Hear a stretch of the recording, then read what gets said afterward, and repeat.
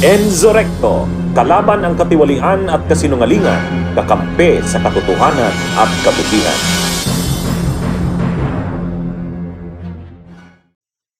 O ito, mga kabunyog, mga kababayan, magandang araw sa inyong lahat. Welcome po sa isa namang episode ng ating talakayan dito sa Attorney Enzo Bunyog. Subscribe na po kayo dito sa YouTube channel kong ito. Mayroon din po tayong Informador Meta or Facebook page. Follow na po kayo. O mga kabunyog, pag-usapan natin itong tungkol sa DDS vlogger na si Jack Arguta. Controversial itong vlogger na ito eh. Ha? Ayaw ko nang pintasan ang kapintasan nito.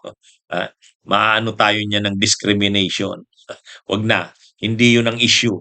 Ang issue ngayon, itong tungkol sa kanyang ginawa.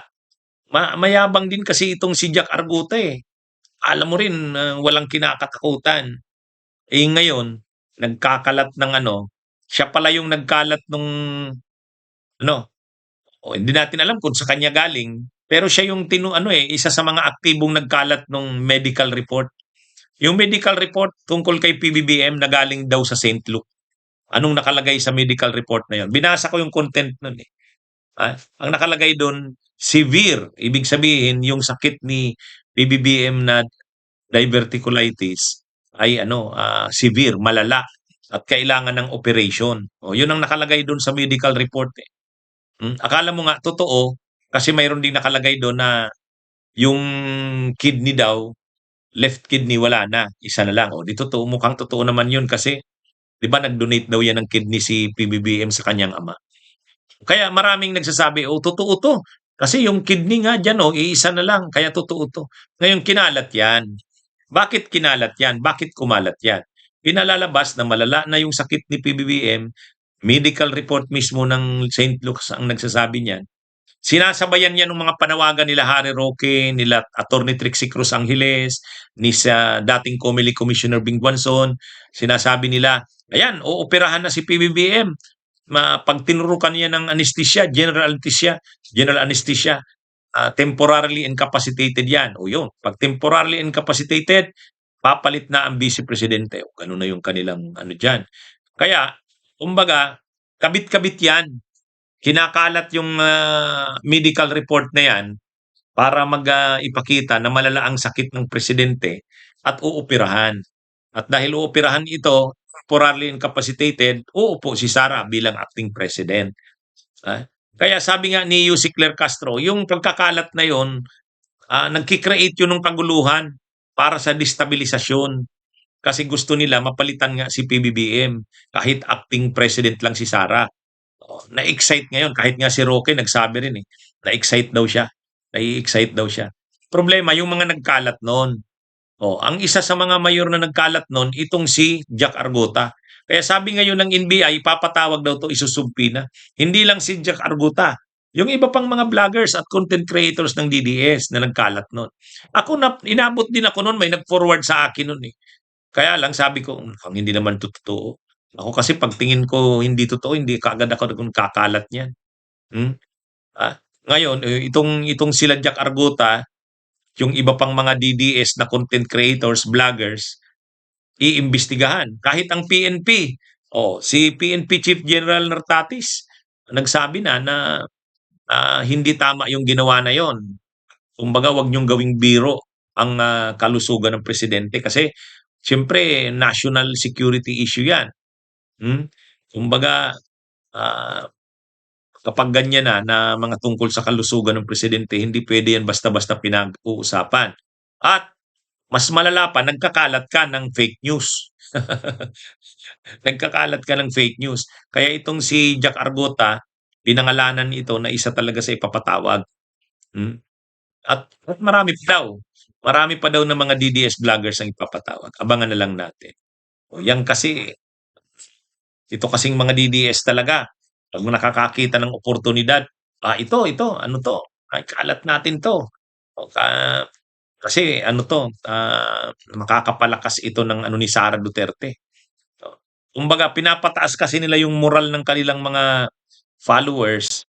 Gusto nilang lahat ng oportunidad na magagamit, lahat ng oportunidad magagamit para siraan ang administrasyon, pahinain ang administrasyon, palakasin yung kanilang imaginin mo, ayan, ano na, sabi nila, ayan, temporarily incapacitated na niya ng presidente.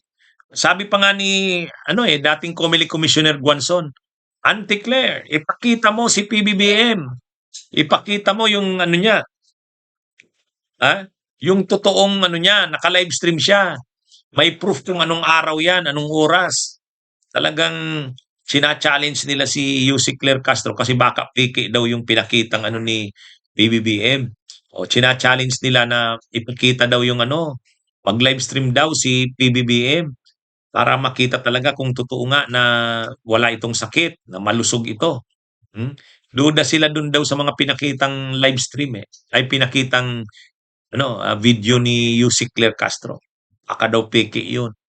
Anyway, talagang galit na si Yusek Claire Castro. Sabi niya, yung mga nagkakalat niyan, may paglalagyan kayo.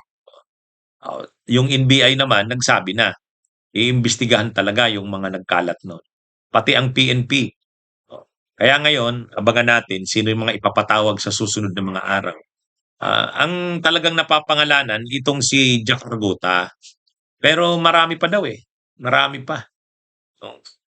Actually talaga, kumalat naman talaga yun sa social media Kaya lang, ito kasing, yung iba kasi nagkalat lang, wala naman masamang intensyon.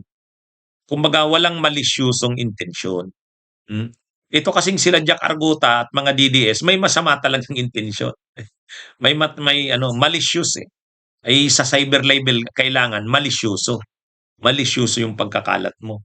Ay doon, papasok ito doon sa malisyoso.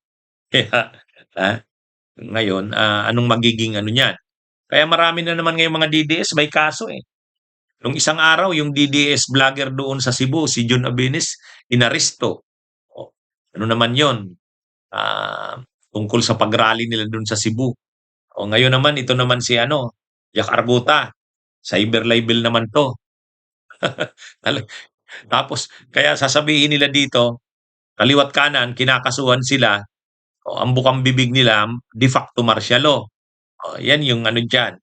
Gumagawa kasi sila ng mga ganyan, talagang i-expect nila yan. Siyempre ang gobyerno, siyempre si PBBM, ang administrasyon, hindi naman yan mananahimik na lang ba yan?